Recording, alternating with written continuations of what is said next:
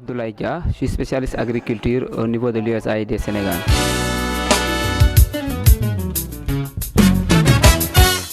Cette étude nous permet de savoir à chaque étape pendant la vie du projet d'où on vient.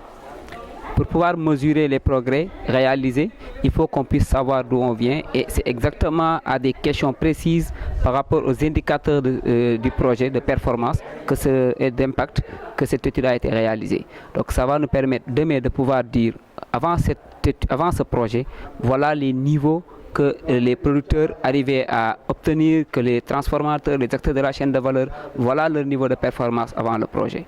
Et à chaque année, on pourra se dire, voilà les progrès réalisés cette année. Ou bien, voilà les manquements qu'on a eu cette année et pouvoir corriger l'année suivante. Et à la fin du projet aussi, ou au milieu, il pourra servir pour l'évaluation à mi-terme ou l'évaluation de base. Donc c'est un document stratégique pour nous.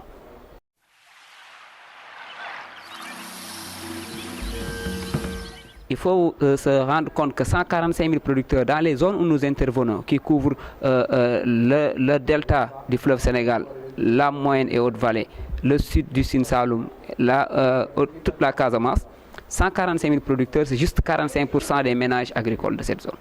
Donc c'est tout à fait réaliste. Ce n'est pas l'ensemble des ménages, c'est juste 45% des ménages. Avec PCE, on avait touché 15%.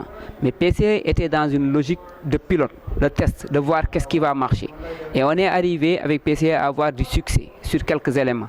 Et c'est les éléments là où on a eu le succès qu'on veut maintenant qu'un plus grand nombre de producteurs en bénéficient.